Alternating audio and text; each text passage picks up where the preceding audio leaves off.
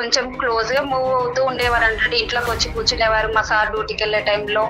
అతను డ్యూటీకి వెళ్ళే టైంలోనే ఎందుకు కూర్చునేవాడు, మిగతా టైంలో రాడా? మన ఇద్దరు మ్యాటర్ మీ హస్బెండ్ చెప్పేస్తా అని నన్ను బెదిరిస్తున్నాడు. అసలు ఏంటి అని అర్థం కావట్లేదు మేడం. నెలకి 25,000 కట్టాలి అంటే భర్తలకు తెలియకుండా ఎట్లా తీసుకొస్తారు మీరంతా? అది ఎంత చెప్పండి, ఎంత ఇబ్బంది కాదు నెల నెల మళ్ళీ అతని అకౌంట్లో వేయించటం. వ్యాపారం కాకుండా ఇంకా ఏదైనా మేము వినకూడదు ఏమైనా ఉందా? లేదు లేదు సార్, కానీ అట్లా క్రియేట్ చేస్తున్నాడు నా పైన. నేను వాళ్ళకి ఆన్సర్ ఎలా చెప్పాలి చెప్పు? అవన్నీ చెప్పగానే ఆంటీ నాకు ముందు ఆంటీ ఇట్లా సతాయించిన అనుకో ఫోన్లు చేసి ఊకే మీ ఆయనకు చెప్తాం మనది మొత్తం, మన మొత్తం స్టార్టింగ్ నుంచి ఏం జరిగిందో అంతా చెప్తా. తరుణ్ నేను నార్మల్ గానే చార్జ్ చేస్తున్నాను, దాన్ని వంక పెట్టుకొని ఇప్పుడు బ్లాక్ మెయిల్ చెయ్యొద్దు తరుణ్. నీ ఇష్టం వచ్చినట్టు చేసుకో, నువ్వు ఏమన్నా చేసుకో, నాకు సంబంధం లేదు. నన్నే ఇన్వాల్వ్ చేసి మీరే స్టార్ట్ చేసి ఇదంతా అని చెప్పి మొత్తం చెప్తాం మీ ఆయనకి. మీకు ఇప్పుడు ఎవరు చెప్పిర్రో ఆమెనే సాల్వ్ చేస్తుంది సార్. ఎలా సాల్వ్ చేస్తారు? ఏంటి వేషాలుగా ఉందా ఏమి?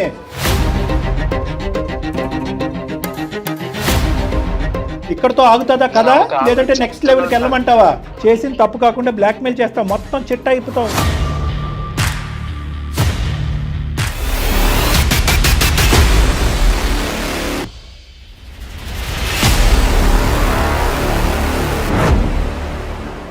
ఎవిస్ వాస్కులర్ సెంటర్ మన దేశంలోనే the best varicose veins hospitals. Avis hospital సమర్పించు అందమైన జీవితం కార్యక్రమానికి స్వాగతం. నమస్తే కళ్యాణ్ గారు. కళ్యాణ్ గారు, ఏదైనా ఒక పని చేసేటప్పుడు ఫ్యామిలీ మెంబర్స్తో మాత్రం డిస్కస్ చేయాలి, సంప్రదించాలి ఖచ్చితంగా. ఇలా చేయకపోవడంతో ఎన్ని ఇబ్బందులు చూస్తూ ఉంటామోనండి. అలాంటి ఇష్యూనే మన దాకా వచ్చిందండి. శైలజమ్మ అని ఒక ఆవిడ మనకి మెయిల్ చేశారు. ఒకసారి ఫోన్ చేస్తాను. తప్పకుండా చేయండి మేడం.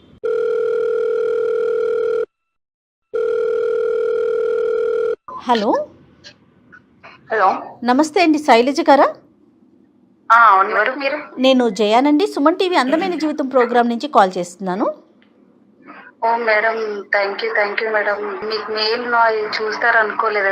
అయ్యో, వచ్చిన ప్రతి mail, each and every mail check చేస్తామమ్మా. కాకపోతే ప్రయారిటీ ప్రకారం టైము ప్రయారిటీ తీసుకోవాలి కదా, దాన్ని బట్టి తీసుకొని ఒకరి తర్వాత ఒకరితో డెఫినెట్గా అందమైన జీవితం ప్రతి ఒక్కరి మెయిల్ చూస్తుందండి, అందులో ఎలాంటి సందేహం లేదమ్మా.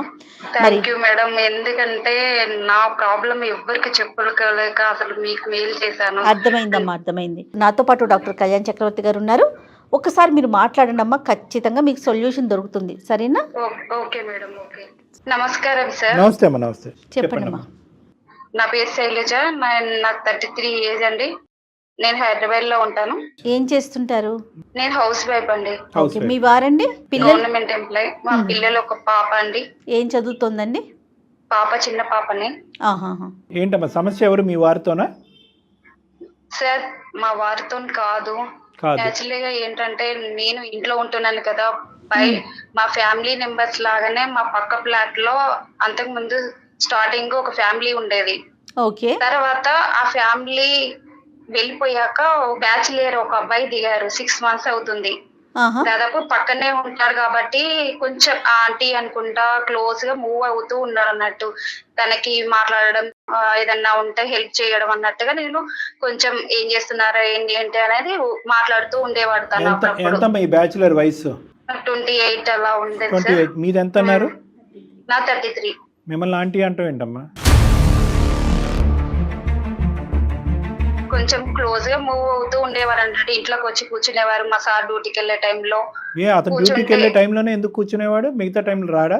మీకు ఉన్న పరిచయం మీ సార్తో లేదా అతనికి? అంటే మా సార్ కూడా తెలుసు, అంత పట్టించుకోపోయేది అన్నట్టు. ఇక తను అప్పుడప్పుడు కొంచెం చార్జ్ చేసేది నైట్ టైంలో కూడా, ఇట్లా ఫ్రీగా మూవ్ అవుతూ ఉండేది అన్నట్టు. ఏం చేస్తున్నారు, తిన్నారా లేదా అని అడుగుతూ ఉండేవారు. అలాగా నేను ఫ్రెండ్ గా అలా క్యాజువల్ గా పక్కన ఉంటారు కాబట్టి కొంచెం ఫ్రీగా పిల్లలు ఎలా ఉన్నారు నేను అలాగే ఉండేదాన్ని. ఎంత ఫ్రెండ్షిప్ అయినా శైలజ గారు, సంభాషణలు, మాట్లాడటాలు, ఇంటికి వచ్చిపోవటాలు అన్నీ కూడా మాక్సిమం 95% ఆఫ్ ద టైం మీ భర్త యొక్క యాబ్సెన్స్ లోనే. ఇంతవరకు కరెక్టేనా? కొన్ని మాత్రము మా హస్బెండ్ కి తెలుసు, మెసేజ్ చేస్తున్నట్టుగా ఏం తెలియదు అన్నట్టు. ఏంటో మీకు ఈ సరదాలు. సర్లేండి చెప్పండి అమ్మా, తర్వాత ఏమైందమ్మా? తర్వాత ఏంటంటే తనకు అప్పుడప్పుడు కొంచెం మనీ ప్రాబ్లం ఉంటే నేను హెల్ప్ చేసేదాన్ని. అంటే ఇలా కొంచెం ప్రాబ్లం ఉంది, ఒక 2000 వేయరా, ఒక 5000 వేయరా అంటే నేను ఎట్లా అని నేను కూడా అడ్జస్ట్ చేసిన. అసలు అతను తను ఏం వర్క్ చేస్తారని తెలియదు కానీ నార్మల్ గా ప్రైవేట్ గా వర్క్ చేస్తూ ఉంటాడు. ఇంట్లో ఎక్కువ శాతం స్పెండ్ చేసేవాడు అన్నట్టు. ఇంట్లోనే ఉంటాడు. ఇంట్లోనే ఉంటాడు. ఇంకా కొత్త ఒక ఆఫర్ తీసుకొచ్చాడు. ఏంటంటే మీరు ఇంట్లోనే ఉంటున్నారు కదా, ఒక చీటీ వేసుకొని దాంట్లో నుంచి డబ్బులు మనం ఇద్దరం షేర్ చేసుకుందాం అన్నట్టుగా మాట్లాడారు నాతో. డబ్బులు ఎంత వరకు ఇచ్చారు దీనికి ముందు? మినిమం 10,000 దాకా వాళ్ళకి. జస్ట్ నా ఇండివిజువల్ గా క్యాష్ అయితే అట్లా నా భర్తకు తెలియకుండా ఇచ్చాను. మళ్ళీ తను ఏం చేశారంటే ఇట్లా ఒక చీటీ వేద్దాము, తను నువ్వు మెయింటైన్ చెయ్యి, మీ ఇంట్లో ఇదేంటి పక్క ఫ్లాట్లు వీళ్ళందరూ మీ ఫ్రెండ్స్ కదా. పెద్ద అపార్ట్మెంటేనా మీది? కొంచెం పెద్దదే, అందరు కొంచెం ఫ్రెండ్లీగా ఉంటారు కాబట్టి నువ్వు చీటీ నడిపిస్తే దాంతో మనకు కొంచెం మెయింటెనెన్స్ అవుతుంది. ఇట్లా కూడా నువ్వు ఇంట్లో ఉన్నప్పుడు కూడా నీకు అది. సరే అమ్మ, ఒక్క నిమిషం శైలజ, చీటీ మాట పక్కన పెట్టండి. ఇంత స్నేహపూరితంగా ఉంటాం అన్నది కేవలం మీతోనేనా, వేరే 10 ఇళ్లలో ఉన్నటువంటి ఆడవాళ్ళతో కూడా ఇదే ఫ్రెండ్షిప్ మెయింటైన్ చేసేవాడు? బయట ఏం చేస్తున్నదో నేను చూడలేదు సార్. ఎందుకు నా మీద అంత ఇంట్రెస్ట్, అది ఎందుకు నేను చేయాలని ఏమన్నా అడిగారా? కొంచెం ఆయన మాటలు ఎట్లా ఉన్నాయంటే ఇలా మాట్లాడితే అలా పడిపోయేటట్టుగా మాట్లాడేస్తున్నాడు అన్నట్టు. అలా చేసి నన్ను నమ్మించేశాడు అసలు మొత్తానికి. మీరు నమ్మేశారు. ఓకే, తర్వాత ఇలా చీటీ నడిపిద్దామని చెప్పేసి నేను కూడా గ్యాదర్ చేశాను. 1 month లో ఇట్లా ఒక 5 లక్షల చీటీ వేద్దామని చెప్పేసి ఫ్రెండ్స్ కి అందరికి నేను చెప్పాను. వాళ్ళు కూడా ఓకే అని చెప్పారు. ఫ్రెండ్స్ అంటే ఎవరమ్మా? అపార్ట్మెంట్స్ లో ఫ్రెండ్స్, ఆడవాళ్ళే. మేమందరం కొంచెం కిట్టి పార్టీ అట్లాంటివి చేసుకుంటా ఉంటాం కదా. వాళ్ళు కూడా మంత్ అందరికి డబ్బులు ఇచ్చేసారు. ఆ డబ్బులు కూడా నాకు ఇవ్వలేదు, ఎందుకంటే మా సారు అకౌంట్ అవన్నీ చెక్ చేస్తారు కాబట్టి తన అకౌంట్ కి నేను సెండ్ చేయమని చెప్పేశాను. అబ్బాయి అకౌంట్ కి, తరుణ్ అకౌంట్ కి సెండ్ చేయమని చెప్పేశాను. మిగతా వాళ్ళందరూ యాక్సెప్ట్ చేశారండి? మిగతా వాళ్ళు తను కూడా ఒక నెంబర్ అని చెప్పాను అన్నట్టు. ఈ అబ్బాయి వచ్చి ఎంతకాలం అయింది? 1 year అబోవ్ అవుతుంది. 1 year అబోవ్ అవుతుంది. ఈ చిట్టీలో బిజినెస్ మొదలు పెట్టి మీరు ఎంతకాలం అయింది? ఇది కూడా ఒక 4 months అవుతుంది. అసలు ఇది ఎంత చిట్టి అండి? 5 లక్షల చీటీ, మంత్ 25,000. మేము 20 నెంబర్స్ కలెక్షన్ చేసుకుంటాం మేడం. ఆ కలెక్షన్ చేసుకున్న అమౌంట్ నా అకౌంట్ లో కాకుండా తరుణ్ అకౌంట్ లకి సెండ్ చేయమనేదాన్ని ప్రతి మంత్. ఎవరైనా అలా చేస్తారండి మెయింటైన్ చేసేటప్పుడు? మీరైతే మీ భయం ఏంటి? మీ అకౌంట్ ఇస్తే కనుక నీ భర్తకు తెలుస్తుందా? నా భర్త అన్ని చెక్ చేస్తూ ఉంటారు కదా అకౌంట్. చీటీ వేసింది కూడా తెలియదు అసలు. కానీ ఎవరన్నా 20 మంది అపార్ట్మెంట్ లో ఉన్న వాళ్ళు ఎవరైనా మీ భర్తతో చెప్పొచ్చు కదమ్మా. వాళ్ళు ఫ్యామిలీ మెంబర్స్ లో కూడా భర్తకు తెలియకుండానే వేశారు చీటీ సార్. కాదు శైలజ గారు, ఏదో ఒక 1000 రూపాయలు, 500, 2000, అంతేగాని నెలకి 25,000 కట్టాలి అంటే ఎట్లా తీసుకొస్తారు మీరంతా? అది ఎంత చెప్పండి, ఎంత ఇబ్బంది కాదు నెల నెల మళ్ళీ అతని అకౌంట్ లో వేయించటం. అంటే మేము ఏమన్నా బంగారం ఏదైనా తీసుకోవచ్చు కదా అన్న ఉద్దేశంతో నెల కట్టాలి కదా. సరే, మీరు ఎండ్ అవుట్కమ్ గురించి ఊహాజనకమైనటువంటి ఆలోచనలోకి వెళ్తున్నారు కానీ ఇది నెల పెట్టుబడి పెట్టు, ఇది ఈ బిజినెస్ అనేటటువంటిది నడపడం ఎంత అసాధ్యమో, ఎంత కష్టసాధ్యమో. ఎందుకంటే ప్రత్యేకంగా భర్తల యొక్క కాంట్రిబ్యూషన్ లేకుండా ఇదేదో భర్త బాధితుల్లాగా ఉన్నారు మీరు అందరూని. అది కొద్ది రిస్క్ కదా, అది పెద్ద అమౌంట్. రెండోది ఏంటి, అసలు ఈ వ్యక్తి ఎవరు? ఓకే, వీళ్ళందరూ కూడా మీ మీద నమ్మకంతో ఆ వ్యక్తి ఎవరు ఏంటి అనేటటువంటి కథా కమానిషం అడగకుండానే వేస్తున్నారు. రేపొద్దున సమస్య వస్తే నార్మల్ గా చీటీ పాట వచ్చినప్పుడు మంత్ మేము పాడేసుకున్నాం మేడం. ఫస్ట్ మంత్ గ్రూప్ నెంబర్ తీసుకున్నాం. మా ఫ్లాట్ లో ఒక అమ్మాయి తీసేసుకుంది. సెకండ్ మంత్ తనకి ఏదైనా అవసరం ఉందని చెప్పేసి తను తీసుకున్నాడు. 5 lakhs అండి. 5 lakhs ఇచ్చేసాము. నెక్స్ట్ మంత్ తను వేరే వాళ్ళ చీటీ డబ్బులు కలెక్షన్ అయితే కదా, తను ఏం చేసిండు, తన అకౌంట్ లో పడతాయి కదా, అవి ఇవి మొత్తం తీసుకొని వెళ్ళిపోయిండు. అసలు వేరే వాళ్ళకి చీటీ ఇవ్వాలి కదా, ఇచ్చే టైంకి కూడా కాల్ ఆన్సర్ ఇవ్వట్లేదు. చీటీ పాటకి అమౌంట్ దాని దగ్గరే ఉన్నాయి కదా, మరి నేను తీసుకోవాలని అంటే తను కాల్ చేస్తే ఆన్సర్ ఇవ్వట్లేదు. 10 లక్షలు మొత్తం తీసుకొని అసలు కాంటాక్ట్ లేదు, ఏం లేదు.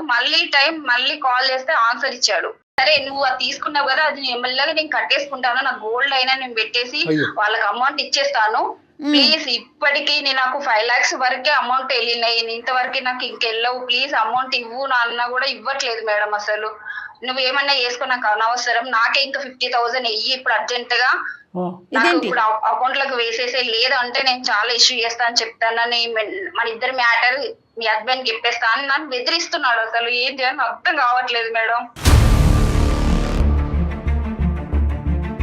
మొదట్లోనే అసలు ఈ చిట్టీలు వ్యాపారం ఇవన్నీ లేకుండానే మీ ఆయనతో మన కథంతా చెప్తాను అని చెప్పి బ్లాక్మెయిల్ చేసి నాకు ఇన్ని లక్షలు తీసుకురా అని చెప్పి, లేదంటే బంగారం తీసుకురా అని చెప్పి ఈ జగన్నాటకం అప్పుడే ఆడొచ్చు కదా. ఇప్పుడు నిజంగా వాడు తప్పుడోడు అయితే ఇప్పుడు నలుగురు చేతుల్లో ఇప్పుడు తన్నులు తినేటట్టున్నావు కదా మనం. ఇప్పుడు అతను కావాలని అసలు ఇంటి ముంగడికి రాలేదు, ఇంకా అసలు వాళ్ళకి చిట్టి ఆ అబ్బాయి వెళ్ళిపోయిందని కూడా తెలియదు. అసలు తెలిసిందంటే వాళ్ళ ఇంటి ముంగడికి వచ్చి లొల్లి వేసిందంటే మా హస్బెండ్ తెలుస్తుంది. మా హస్బెండ్ తెలిస్తే కాదమ్మా, ఇది కాకుండా ఏమన్నా అయ్యిందమ్మా మీ ఇద్దరి మధ్యన? అంటే ఈ చిట్టీలు వ్యాపారం కాకుండా ఇంకా ఏదైనా మేము వినకూడదు ఏమన్నా ఉందా? లేదు లేదు సార్, కానీ అట్లా క్రియేట్ చేస్తున్నాడు నా పైన. నేను జస్ట్ ఫ్రెండ్లీగానే మూవ్ అయినా, కానీ తను ఏంటంటే ఇంకేదో ఉన్నట్టుగా క్రియేట్ చేస్తున్నాడు. ఎవరైనా చిన్నగా మాట్లాడితేనే తప్పు పడతారు కదా, ఇంకా క్రియేట్ చేసి చెప్పేసరికి ఇలా బెదిరిస్తున్నాడు. మా హస్బెండ్ కి ఏమైనా తెలిసిందంటే ఇక నన్ను ఇంట్లోకి వెళ్ళగొట్టేస్తారు. పేరెంట్స్ చెప్పుకోలేను, బంగారం అంతా పెట్టేసి వాళ్ళకి అమౌంట్ అయితే ఇచ్చేసాను. ఫస్ట్ వాళ్ళ అమ్మకుంటా అవన్నీ అమౌంట్ తీసుకొని వాళ్ళకైతే క్లియర్ చేశాను. 5 lakhs రావాలి ప్లస్ నెల నెలా కట్టాలి. అమ్మ వాళ్ళకి ఇట్లా బంగారం కావాలంటే ఇచ్చానని చెప్పాను. ఇంట్లో అడిగితే అదే చెప్పాను, ఇట్లా బంగారం వాళ్ళకి ఏదో మ్యారేజ్ ఉందని అన్నారని చెప్పేసి ఇచ్చేసాను. ఇది కూడా అమౌంట్ పెట్టి తీసుకొచ్చానని కూడా తెలియదు. నన్ను తెలిసిందంటే ఉంచారు. ఇక ఇంట్లో మీ భర్త గారు ఎంతో నమ్మకంతో నీ మీద ఒక భారం వేసి మామూలుగా కుటుంబాన్ని ఏదో హ్యాపీగా చక్కదిద్దుకుంటాం అనేటటువంటి వ్యక్తి వెనకతలు వెన్నుపోటు పొడిచినట్టే కదమ్మా. అతను ఎలా తట్టుకుంటాడు? ఇది నీ ఫ్యామిలీ లైఫ్ కూడా థ్రెట్. ఇది కాదు సార్, ఇప్పుడైతే ఇంకా దారుణంగా 50,000 ఇట్లా అకౌంట్ లో వెయ్యి అని బెదిరిస్తున్నాడు. ఏంటంటే నేను చేసిన చాటింగ్ అది కూడా ఇంకా నార్మల్ గా ఫేక్ గా క్రియేట్ చేసి చూపిస్తాను అన్నట్టుగా బెదిరిస్తున్నాడు. అసలు మీరు ఏ తప్పు చేయకపోయినా మీ భర్తకు తెలియకుండా అర్ధరాత్రులు అపరాత్రులు అతనికి మెసేజ్ల్లో కమ్యూనికేషన్ ఉండవలసిన అవసరం ఏంటి? ఒక పరాయి వ్యక్తి, పెళ్లి కానటువంటి వ్యక్తి, నీకంటే 4 సంవత్సరాలు చిన్నోడైనా కూడా మీ భర్త లేనప్పుడు మీ ఇంటికి రావాల్సినటువంటి అవసరం ఏంటి? ఎవరన్నా చూస్తే కనుక ఫస్ట్ ఆ ఇష్యూ గురించి మనం మాట్లాడుతున్నాం. ఇప్పుడు వాడి థాట్ ఒకటేనమ్మా, వాడి థాట్ ఒకటే. వాడికి నువ్వు ఒక్కడవే కాదు, ఇలాంటి వాళ్ళు చాలామంది ఉండుంటారు. వాడు ఇలాంటి అంశాలలో నిష్ణాతుడై ఉంటాడు. అందుగురించి ఇందాక నువ్వు అన్నావు కదా, ఉద్యోగ సద్యోగం ఏం లేదు, ఇంట్లోనే పడి ఉంటాడని చెప్పి. అలాంటి వ్యక్తులు ఏ బాధ్యత లేకుండా, ఏ ఉద్యోగం లేకుండా ఇంట్లో ఖాళీగా కూర్చుని ఆ రెంట్లు కట్టుకుంటూ అంత దర్జాగా ఒక సింగిల్ అపార్ట్మెంట్లో వాడు గడుపుతున్నాడంటే వీడు ఎవడు, వీడు పూర్వాపరాలేంటి అనేటటువంటిది మినిమం ఆలోచన అనేది నీకు ఇంపార్టెంట్. ఇక్కడ ఏంటంటే ఈరోజు చిట్టి పాట వరకు వచ్చింది కాబట్టి ఈరోజు మా దగ్గరకు వచ్చి ఉన్నావు. ఒకప్పుడు చిట్టి పాట అనేటటువంటి సబ్జెక్ట్ ఇక్కడ కట్ చేస్తే ఇలా మెసేజ్లు చేసుకోవటం, ఫోన్ కాల్లు మాట్లాడుకోవటం, అడ్డంగా నా భర్తకు దొరికానండి అనేటటువంటి ఇంకో టాపిక్తో మా దగ్గరికి వచ్చుంటే ఇంకెలా ఉండేది జీవితం? ఎందుకు భర్త తెలియకుండా మెసేజ్లు పంపిస్తుంది? భర్త లేనటువంటి టైంలోనే నన్ను ఇంటికి తలుపులు ఎందుకు తీస్తుంది అంటే ఇది వీక్నెస్. అంటే నువ్వు ఒక విధమైనటువంటి ఆనందాన్ని, సంతోషం పొందా, వాడు ఆనందాన్ని, సంతోషాన్ని బలనెత్త కింద వాడి నెక్స్ట్ లెవెల్లో ఒక 1000 తీసుకుని స్టార్టింగ్లో ఒక 10,000 వరకు తీసుకుని ఈ అమ్మాయి గుడ్డిగా ఇస్తుందా, భయంతో ఇస్తుందా? సెకండ్ ఆప్షన్ 2, భయంతో ఇస్తుంది అంటే ఇంకెంతన్నా వసూలు చేయొచ్చు. డైరెక్ట్గా లక్షలు అడిగితే నువ్వు ఇవ్వలేవు. నీకు ఒక సలహా ఇచ్చాడు, బిజినెస్ పెట్టుకో, చిట్టి వ్యాపారం పెట్టుకో, ఈజీ, అక్కడే కూర్చుని ఇంట్లో కూర్చుని వ్యాపారం చేసుకోవచ్చు అని చెప్పి. అబ్బా, మా భర్త కూడా ఇవ్వనటువంటి ఇంత గొప్ప సలహా 6 నెలల క్రితం పరిచయం అయినటువంటి ఈ ప్రాణ స్నేహితుడు ఇచ్చేశాడు అనేటటువంటి ఆలోచనతో నువ్వు బ్లైండ్గా నమ్మావు. ఇప్పుడు నీకు కుర్చీ టోపీ పెట్టాడు. ఎలా తెలుస్తుంది సార్, ఎలా నమ్మాలి అంటే అమ్మ అనుమానంతోనే ఉండాలి. ఇది కలికాలం. ఎవడు ఎక్కడి నుంచి ఎటువంటి గొంతలు తవ్వుతున్నాడు అనేది మనకు తెలుసు, నెంబర్ 1. లేదా నెంబర్ 2, ఏదన్నా ఇలాంటిది ఉంటే కనుక నీ కామన్ ఫ్రెండ్, నీకు జిగిరి దోస్త్ అవుతే కనుక ఆ జిగిరి దోస్తు నీ భర్తకు కూడా జిగిరి దోస్త్ అవ్వాలి. అప్పుడు నీ బుర్ర పనిచేయకపోతే నీ భర్త బుర్ర పనిచేస్తుంది, నువ్వు బ్రేకులు వేయకపోతే నీ భర్త బ్రేకులు వేస్తాడు. అదే కదా మేము అందరికీ మొత్తుకుంటున్నాం. అయినా సరే ఇప్పుడు మమ్మల్ని ఏం చేయమని చెప్పి ముందుకు వస్తున్నావు? సార్ నా ప్రాబ్లం సాల్వ్ చేయండి సార్, ఎందుకంటే నేను చేసింది అక్కడ తప్పు అనేది నాకు తెలుసు. వాడికి ఇంకో జాబు లేదు, ఇంకో బిజినెస్ లేదు. మీలాంటి వాళ్ళని టోపీలు పెట్టడం, డబ్బులు వసూలు చేయటం, డబ్బులు కాజేయటం, వేరే అపార్ట్మెంట్లోకి జంప్ అయిపోవటం. మీ వీక్నెస్ లో భర్తలకు తెలియకుండా మీరు వ్యాపారాలు నడిపిస్తూ ఉంటారు కదా, మీ కర్మ కొద్దీ మీరు ఎవరితోని మాట్లాడలేరు. ఇలాంటి వాడి జీవిత ప్రయాణంలో 28 సంవత్సరాల్లో వాడికి ఎంతో మంది ఉండే ఉంటారు. సో కాబట్టి ఏంటంటే వాడు ఎక్కడా కూడా నీకు తప్పుగా మెసేజ్ పెట్టు, ఎందుకంటే తప్పుగా మెసేజ్ నువ్వు పెట్టినా అతను పెట్టినా కూడా అది వాడి ఇంటెన్షన్ కాదు. సో ఇదొక టైప్ ఆఫ్ రాబరీ, ఇదో టైప్ ఆఫ్ దొంగతనం. అంతే.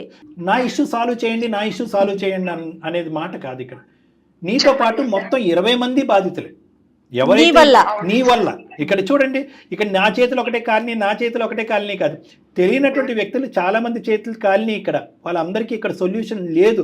ఒకప్పుడు వాళ్ళకి ఇది నిజంగా ఈ అంశం తెలిస్తే కనుక నీ పరిస్థితి కాదు, వాళ్ళ భర్తల చేతిలో వాళ్ళ పరిస్థితి ఏంటి అనేది. సో చాలా కుటుంబాలకు సంబంధించినటువంటి ఒక అంశాన్ని ఈరోజు మా ముందు పెట్టావు. ఈరోజు ఇంతకుముందు మేము చేసినటువంటి చాలా కథల్లో కేవలం ఆ వ్యక్తి, ఆ భర్త, ఆ పిల్లలకు సంబంధించినటువంటి అంశం. ఇక్కడ 20 కుటుంబాలకు సంబంధించినటువంటి జీవన మరణ సమస్య ఈరోజు మా ఎదుర్కొంటా. మధ్యతరగతి కుటుంబాలు, వీళ్ళేమి లక్షల్లో ములిగి లక్షలతో తేలాడే బ్యాచ్ కాదు. సో అందరి జీవితాలు రిస్క్ ఉన్నాయి. ఇది అర్జెంట్గా రిజాల్వ్ చేయాలి, లేదంటే పోలీస్ కంప్లైంట్ పెట్టాలి. పోలీస్ కంప్లైంట్ దాకా వెళ్ళిందంటే ఇష్యూ అయిపోతుంది సార్. ఇష్యూ అవ్వకూడదు, సమస్య పరిష్కారం కావాలంటే అమ్మా ఇది కేవలం నీ జీవితానికి సంబంధించింది కాదు. ఇష్యూ అయినా ఇష్యూ అవ్వకపోయినా ఇక్కడి వరకు వచ్చేటప్పటికి ఇది కొంతమంది జీవితాలు కాపాడేటటువంటి ప్రయత్నంలో శైలజకి ముళ్ళు గుచ్చుకోకుండా ముడి విప్పేసేయండి, సాల్వ్ చేసేయండి అంటే మేమేం దేవుళ్ళు కాదు, దేవతలం కాదు. సో కాబట్టి ఏంటంటే మ్యాక్సిమం సానుకూలంగానే చేసే ప్రయత్నం చేద్దాం. కానీ వర్స్ట్ కమ్ సినారియో కేవలం you want to save your skin, నా స్కిన్ నేను కాపాడుకుంటాను, మిగతా వాళ్ళు ఎలా పోయినా అంటే ఆ పరిధిలోంచి నువ్వు దాటి అలా అడిగేటటువంటి హక్కు నీకు లేదు. ఎందుకంటే మిగతా వాళ్ళు మొగుళ్ళ చేతుల్లో చావు దెబ్బలు తినమనా?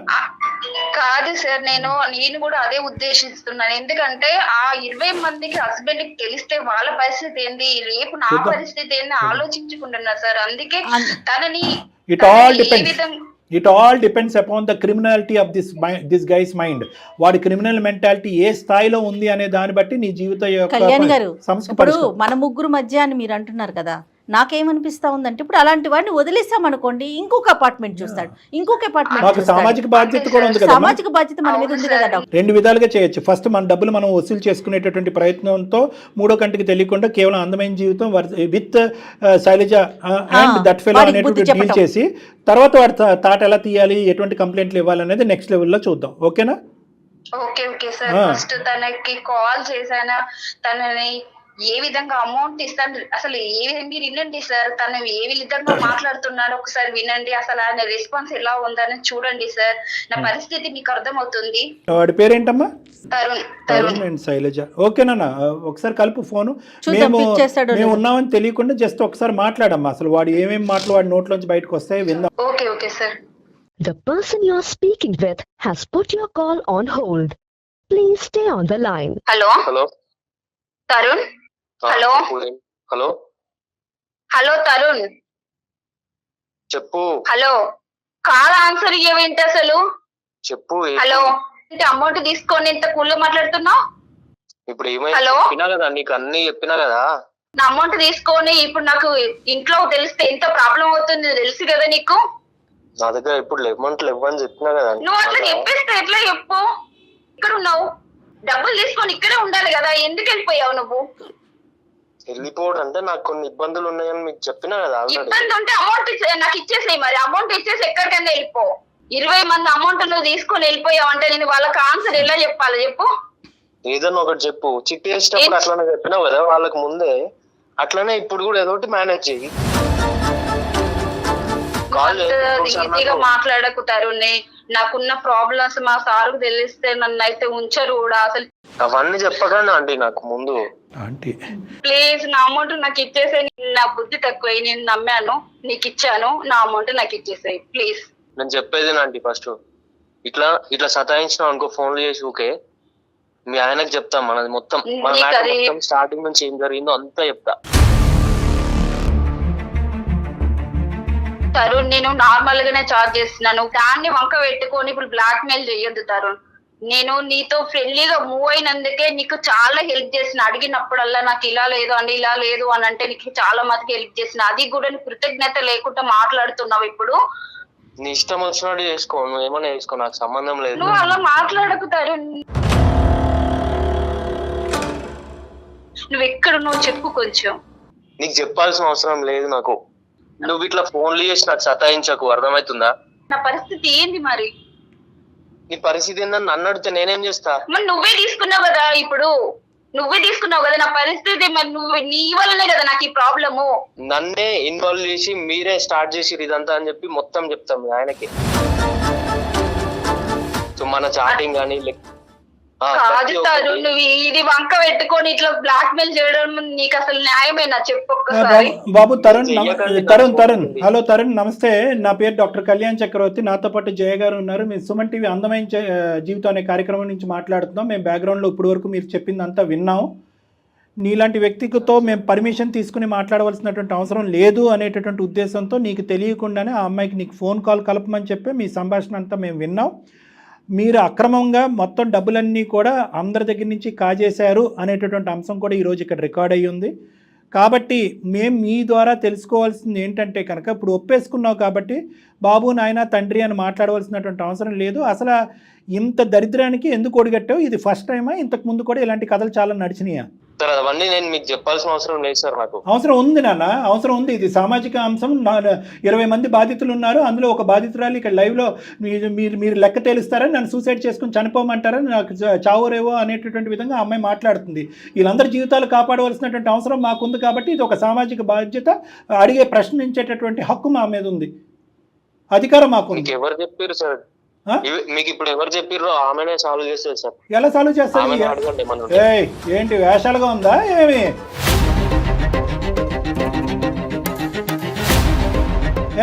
ఊరికే మాట్లాడుతున్నావు అన్నావా? మొత్తం అంతా కూడా డబ్బులు తీసుకున్నట్టు అంతా కూడా నీ అకౌంట్ ట్రాన్స్ఫర్ జరిగింది.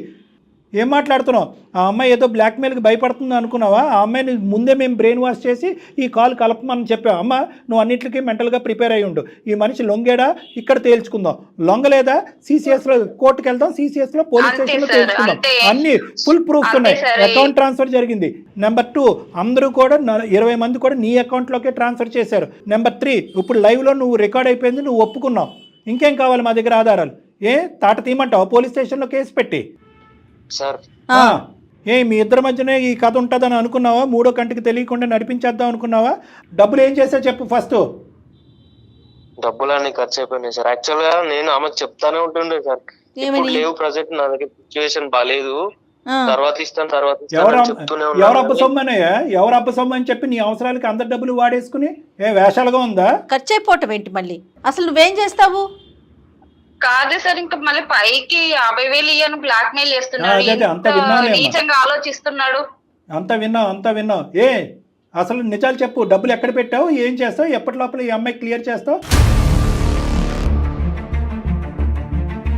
ఇక్కడతో ఆగుతుందా కదా, లేదంటే నెక్స్ట్ లెవెల్కి వెళ్ళమంటావా? ఊసలు లెక్క పెడతావా? నీ లొకేషన్ ఎక్కడుందో కూడా ఈ కాల్ ద్వారా మేము ట్రేస్ చేసాం. నీ లొకేషన్ కూడా మాకు ఇక్కడ డిస్ప్లే అవుతుంది. ఈ లైవ్లో ఉంటుండగానే మనుషులు చేరుతారు అక్కడికి. 10 నిమిషాల్లో వస్తారు పోలీసులు ఇక్కడికి. నడిపిద్దాం కదా ఈ పద్ధతిలో. నేను చెప్తున్నాను సార్, మీకు చెప్పే అవసరం లేదు. ఇది 20 కుటుంబాల తరపున మేము నిలబడి మాట్లాడేటటువంటి ఒక పెద్ద సమస్య. ఇది మొత్తం అంతా ఇరుక్కున్నాడు. వాడి జీవితం సర్వనాశనం. పోలీస్ స్టేషన్ లో జైల్లో కూర్చుంటాడు వీడు 10 సంవత్సరాలు. పెట్టద్దు సార్, ఇలాంటి వాళ్ళని అసలు వదిలిపెట్టద్దు. నేనే కాదు, అలాంటి వాళ్ళు ఇంకా చాలా మంది రోజు వింటూనే ఉన్నాం, టీవీలోని న్యూస్ పేపర్లో చూస్తూనే ఉన్నాం. ఎంతో మంది ఇది బయటకు వస్తే కనుక చనిపోయే సూసైడ్లు చేసుకునే మంది ఎంతమంది ఉన్నారు. నువ్వు మా వరకు వచ్చావు. నాకు నువ్వు డబ్బులు కంపల్సరీ ఎప్పుడో కాదు, ఇప్పుడే నాకు సెండ్ చెయ్యి. నువ్వు ఎక్కడి నుండి తీసుకొస్తావో నాకు అనవసరం. ఇప్పుడు నన్ను బ్లాక్ మెయిల్ చేసావు, నువ్వు నాకు ఇప్పుడే ఇమ్మీడియట్ గా సెండ్ చెయ్యి. ఆ అమ్మాయి దేనికన్నా రెడీగానే ఉంది. నువ్వు ఆ అమ్మాయి వాళ్ళ హస్బెండ్ కి ఏదో చెప్పావు కదా, చెప్పుకో. ఆ అమ్మాయి తరపున మేము అందరం నిలబడి ఇది మొత్తం క్లియర్ కట్ గా అతనికి అర్థమయ్యే విధంగా ఎక్స్ప్లెయిన్ చేస్తాం మేము. ఆ అమ్మాయి ఎలా ఇరుక్కుందో అనేది. సార్ ఈమెకు కూడా ఏం ఇంటెన్షన్ లేకపోతే నాతో ఎందుకు అట్లా క్లోజ్ గా మాట్లాడుతూ? గుడ్డేం కాదు. ఆ అమ్మాయి బుద్ధి గడ్డి తిని నీతో పాటు చాటింగ్ చేసింది. ఆ చాటింగ్ తప్ప ఇంకో వ్యవహారం ఏమీ లేదు. ఆ చాటింగ్ నువ్వు ఎంత మార్పు చేసి ఎంత మార్పు ఏమన్నా చేసుకోరా భయ్, నువ్వు ఏమన్నా చేసుకో. అది కాదు సార్, నువ్వేమన్నా చేసుకో, కానీ ఇప్పుడైతే నాకు అమౌంట్ ఇచ్చేసాయి. ఇప్పటికైతే తప్పించుకున్నావు, ఇన్ని మాటలు చెప్పినావు, నాకు అవన్నీ వద్దు. బ్లాక్మెయిల్ చేస్తావా? చేసిన తప్పు కాకుండా బ్లాక్మెయిల్ చేస్తావు, మొత్తం చిట్ట అయిపోతావు. ఎన్ని కుటుంబాలను నాశనం చేసావు, ఎన్ని అపార్ట్మెంట్లు మోసం చేసావు, ఎన్ని హౌసులు జంప్ చేసావు, మొత్తం అంతా లిస్టు తొందరలోనే మా ముందు ఉండబోతుంది. నీ పేరు నీ నెంబర్ బట్టి మొత్తం అంతా ట్రాక్ చేస్తున్నావు ఈ అంశాన్ని అంతా కూడా. ఇప్పుడు ప్రస్తుతానికి ఈ కేసు వరకు మేము నీ మీద ఎటువంటి యాక్షన్ తీసుకోకుండా ఉండాలి అని అంటే కనుక ఇప్పుడు లైవ్లో మేము ఉండగానే ఆ అమ్మాయికి ఇమీడియట్గా నువ్వు అకౌంట్ ట్రాన్స్ఫర్ కొడుతున్నావు. మేము వెయిట్ చేస్తున్నాం.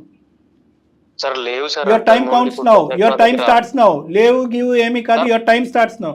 తరుణ్, విన్నావు కదా డాక్టర్ గారు చెప్పింది, ఏం చేస్తున్నావు? స్టార్ట్ చేసావా? అకౌంట్ నెంబర్ ఉండే ఉంటుంది నీ దగ్గర. కరెక్ట్ గా 7 minutes ఇస్తున్నావు. Your time starts now. ఎంత ట్రాన్స్ఫర్ చేయబోతున్నావు? ఎంత ట్రాన్స్ఫర్ చేయబోతున్నావు? 5 lakhs చేయాల్సిందే సార్. నేను ఒక 10 minutes నాకు టైం ఇవ్వండి సార్, నేను ఎక్కడైనా అరేంజ్ చేసుకుంటా.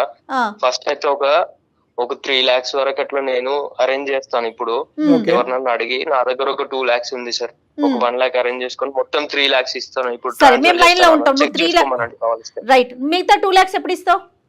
సో కొంచెం టైం పడుతుంది. కొంచెం టైం అంటే ఆ టైం ఎంత? కొంచెం క్లారిటీ కావాల్సిందే. ఒక 2-3 months పడుతుంది మేడం. 2 months ఓన్లీ, 3 లేదు. ఇప్పుడు 10 నిమిషాల్లో నువ్వు 3 లక్షలు ఆ అమ్మాయి అకౌంట్ లో వేయాలి. విత్ ఇన్ 2 months లో ఇంకొక 2 lakhs ఆ అమ్మాయి అకౌంట్ లో వేయాలి. దానికి ఓకేనా?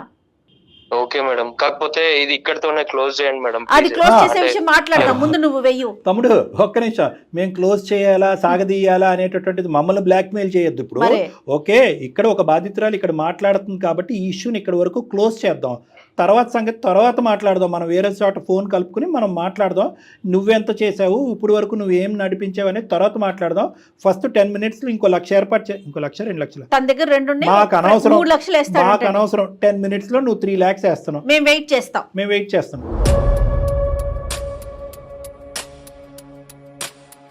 వేసావా తరుణ్? మీరు వేసారా? వేసాను మేడం, ట్రాన్స్ఫర్ చేశాను. ఎంత పడింది చూడమ్మా. Sir 3 lakhs. 3 lakhs పడింది. గుడ్. ఓకే బాబు, ఇంకా 2 నెక్స్ట్ 2 lakhs. 2 lakhs 2 months మొత్తం ట్రాక్ రికార్డ్ అంతా ఉంటుంది. నువ్వు ఎక్కడ పోతున్నావు, ఏం చేస్తున్నావు, ఎక్కడికి తప్పించుకోలేవు. మొత్తం ఉచ్చులో ఉన్నావు. ఈ 2 lakhs మాత్రం 2 months లోపల పడాలి ఆవిడ అకౌంట్లో. మళ్ళీ మాట మార్చకూడదని చెప్పండి సార్. ఏం మారుస్తాడు అమ్మా? ఏమీ మార్చాడు, ఎక్కడికి పోలేడు. మొత్తం ఆధారాలతో చిక్కుపోయాడు. మొత్తం 2 lakhs వేస్తావా 2 months లోపు? వేస్తాను సార్. రైట్. నెల కట్టేటటువంటి అంశాన్ని మరి లెక్కలా తెలుస్తుంది. నీతో ఇప్పుడు ఏం చేద్దాం అంటావు దానికి? సార్ అది రెగ్యులర్ గా నేను పే చేస్తాను. అస్సలు చేసేస్తావు నువ్వు చేసేస్తావు. డాక్టర్ గారు అస్సలు నమ్మటానికి లేదండి బాబు. అదంతా నేనైతే నమ్మను సార్.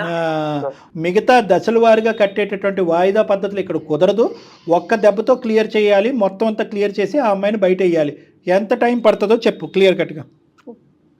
ఇంకా 7 lakhs ఉంది, నువ్వు ఎలా ఇస్తావు? ఇంకా 7 lakhs, టోటల్ 7 lakhs. అంతే. ఇప్పుడు 3 చేసినాను, ఇంకో 2 months లో 2 lakhs చెప్పినా కదా సార్. 5 lakhs కి టైం పడుతుంది. ఒకవేళ ఇంకొక 2 months టైం ఇవ్వండి సార్, మొత్తం 10 lakhs క్లియర్ చేస్తాను. 3 అయిపోయింది కదా, 7 నిన్ను నేనైతే నమ్మట్లేదమ్మా తరుణ్, నిన్ను మేము నమ్మట్లేదు. నీ ఫండ్స్ ఎక్కడికి డైవర్ట్ అవ్వలేదు. దయచేసి విను తరుణ్, ఇందాకటి నుంచి ఫండ్స్ ఎక్కడికి డైవర్ట్ అయినాయి అంటే ఖర్చు అయిపోయినాయి అని అంటున్నావే కానీ ఎలా ఖర్చు అయినాయి, ఎక్కడికి వెళ్ళినాయి నువ్వు చెప్పట్లేదు. ఫండ్స్ అనేటటువంటి అన్నీ కూడా ఇప్పుడు మేము ఇదే పలంగా ఇక్కడి నుంచి డైరెక్ట్గా CCS పోలీస్ స్టేషన్కి వెళ్ళి వాళ్ళు నీ దగ్గర వసూలు చేసేటటువంటి పద్ధతిలో వసూలు చేయకూడదు అని అనుకుంటే మొత్తం అమౌంట్ ఇప్పుడు కట్టినటువంటి 3 అయిపోయింది, అది అమ్మాయికి చేరిని. మిగతా 7 lakhs నీ దగ్గర ఏముందో చెప్పు, దాన్ని బట్టి మేము ఆలోచిస్తాం. ఇమీడియట్గా క్లియర్ చేయాలి. అది ప్రజల డబ్బు. సార్ ఇమ్మీడియట్ గా అంటే ఇంకా తప్పదు. 10 లక్షలు బాగా తిని అనుభవించినప్పుడు లేదా? ఏమేమి ఉన్నాయి నీ దగ్గర చెప్పు, దాన్ని బట్టి మేము ఆలోచిస్తాం. ఇమీడియట్గా పోలీస్ స్టేషన్ వరకు వెళ్ళక ముందే. Come on sir. ఒకటి గోల్డ్ ది బ్రాస్లెట్ లాంటిది, ఇంకొకటి చైన్ ఉంది సార్. అది కావాలంటే మీరు అంటే మేము కావాలంటే కాదు, అది కంపల్సరీ. కొంచెం టైం ఇవ్వండి సార్.